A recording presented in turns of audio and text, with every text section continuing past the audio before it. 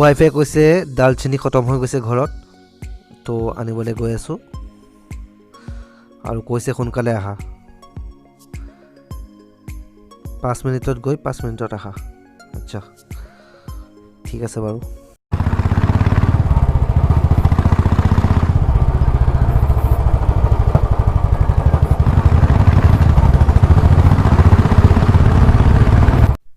ওচৰৰে দোকান এখনত দালচেনি পাই গ'লোঁ, তো বেছি কষ্ট কৰিবলগীয়া নহ'ল বাৰু। এতিয়া ঘৰলৈ আহি আছোঁ।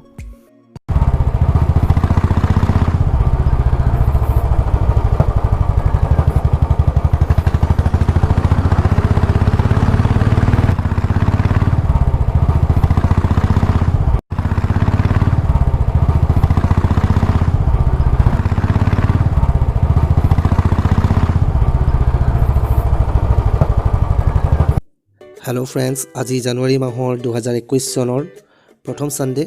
তো এনেও ছানডে' মই মাংস খাওঁ, ৰাতিপুৱাই গৈ মাংস আনিলোঁ, কিন্তু মাংস অনাৰ পিছত ৱাইফে কৈছে দালচেনি নাই। চ' মই এতিয়া দালচেনি লৈ আহিছোঁ। তো মই ভাবিলোঁ মাংস বনামেই যিহেতুকে ভিডিঅ' এটাও বনাই লওঁ।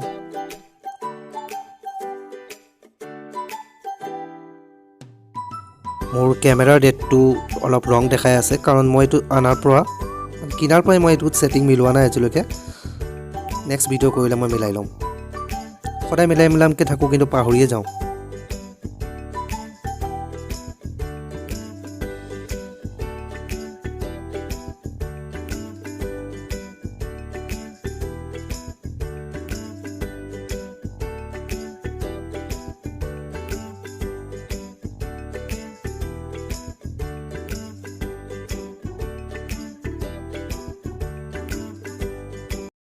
হাই ফ্ৰেণ্ডছ, আজি মই বনাম ছাগলীৰ মাংস। ছাগলী মাংস বনাবৰ কাৰণে মই লৈছোঁ 1 পোৱা ছাগলী মাংস, আমাৰ দুজনৰ কাৰণে যথেষ্ট।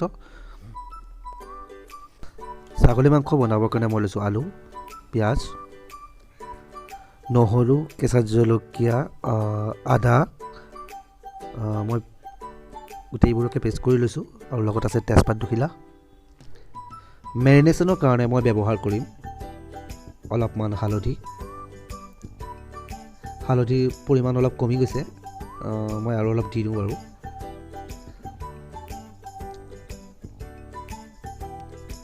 ইয়াৰ পিছতেই লাগিব আমাক অলপমান নিমখ,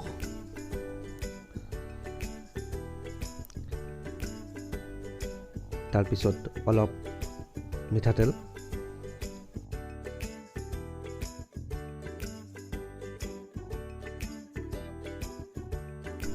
এতিয়া গোটেইবোৰকে একেলগে সানি ল'ব, ভালকৈ সানিব। আপোনালোকৰ তাত যদি আছে অলপমান নেমুৰ ৰস দি দিব। মোৰ তাত নেমু নাই আজি, আৰু ৱাইফে ক'বও পাহৰিলে নেমু আনিবলৈ। ময়ো ফ্ৰিজ খুলি নাচালোঁ, এবাৰতো দালচেনি আনিব গৈছিলোঁ বাৰু। চ' আজি নেমু নোহোৱাকৈ চলি যাব বাৰু। আৰু এয়া সানি লোৱা মাংসবোৰ 1 ঘণ্টাৰ বাবে ৰাখি দিম। 1 ঘণ্টাৰ পিছত এয়া মাংস মেৰিনেট হৈ গ'ল, সেই কেৰাহীটো বহাই দিছোঁ। এতিয়া আমি অলপ দিম মিঠাতেল,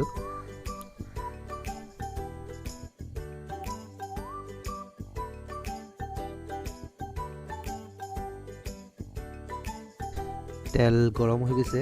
এতিয়া ইয়াত আমি দি দিম তেজপাত দুখিলা, ভালকৈ ফ্ৰাই কৰি ল'ব।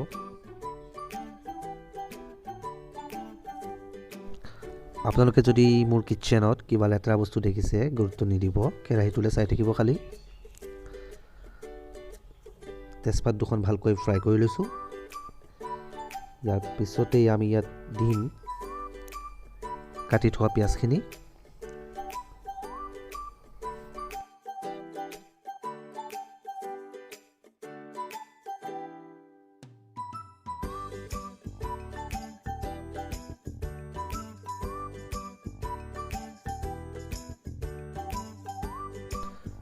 মই গোটেইবোৰ পিঁয়াজ দি দিয়া নাই, অলপমান পিঁয়াজ ৰাখি দিছোঁ, পিছত ব্যৱহাৰ কৰিম। আপোনালোকে চাই থাকিব ভিডিঅ'টো শেষলৈকে।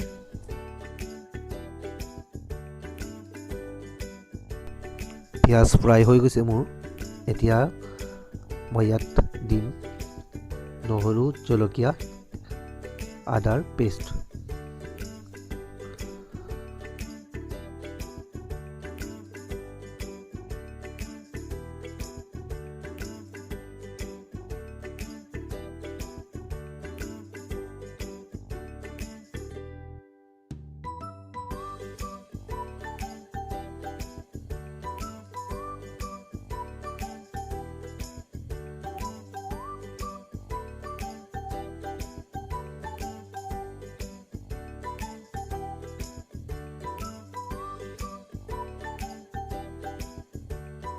গোটেইবোৰ ইনগ্ৰেডিয়েণ্টছ মোৰ ফ্ৰাই হৈ গৈছে ভালকৈ কেঁচা কেঁচা গোন্ধটো গুচি গ'লে হ'ল এতিয়া মই মিলাই দিম মাংসখিনি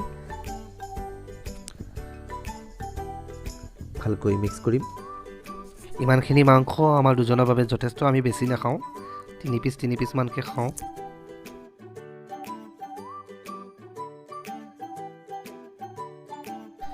এইটো ৰেচিপি ল হিটত বনোৱা ৰেচিপি হয় সেই হিটটো বঢ়াই নিদিব গেছৰ নহ'লে লাগি ধৰিব মাংসবোৰ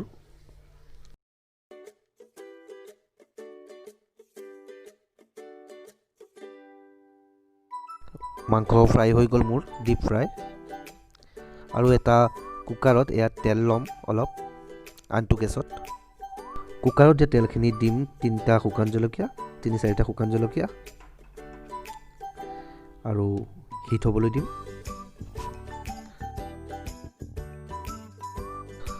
অলপমান পিঁয়াজ যে মই থৈ দিছিলোঁ সেই পিঁয়াজখিনি মই এই কুকাৰটোত দি দিছোঁ জলকীয়াৰ লগত ফ্ৰাই হ'ব দিছোঁ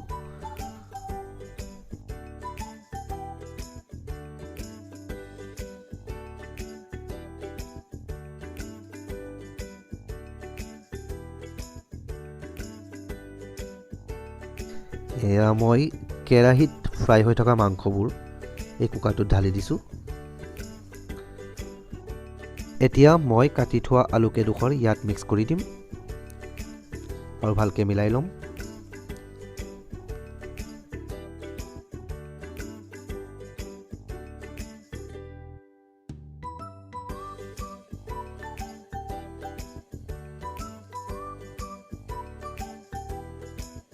এনেকৈয়ে বহুত সময় আমি ল হিটত ফ্ৰাই কৰি থাকিম চাব যাতে লাগি ধৰিব নালাগে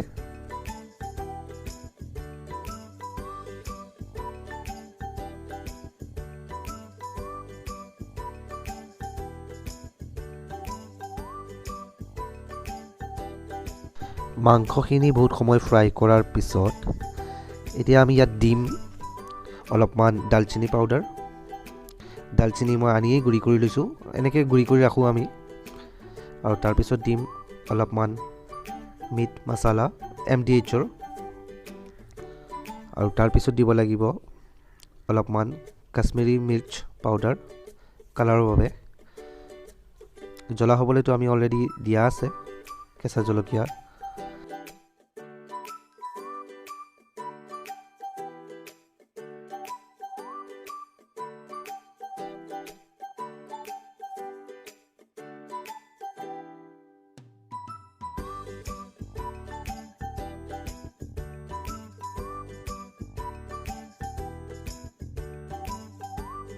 এতিয়া অলপমান দিম লং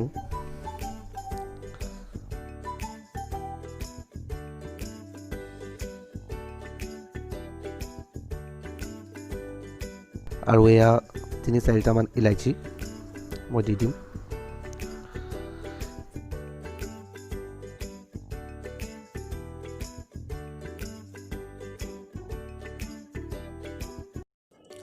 এতিয়া অলপ পানী মিক্স কৰিছোঁ পানী মিক্স কৰাটো মই দেখাব পাহৰিছোঁ আপোনালোকক বেছি নহয় অলপমান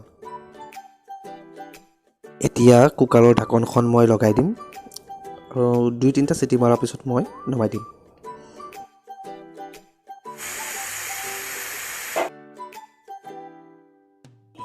তিনি 4টা চিটি মৰাৰ পিছত মই এয়া ৱাইফক খুলিবলৈ দিছোঁ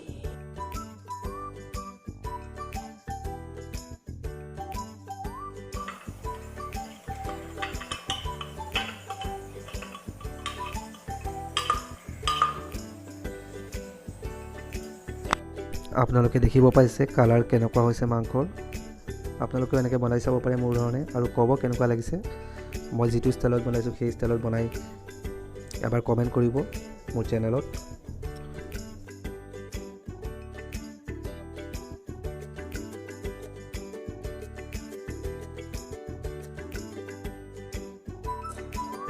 আজি আৰু একো নালাগে ভাত দাইল আৰু মাংস দি চলি যাব দেওবাৰ তো আজিলৈ আহোঁ আপোনালোকে মোৰ চেনেলটো ছাবস্ক্ৰাইব কৰিব নাপাহৰিব থ্যাংকছ ফৰ ৱাচিং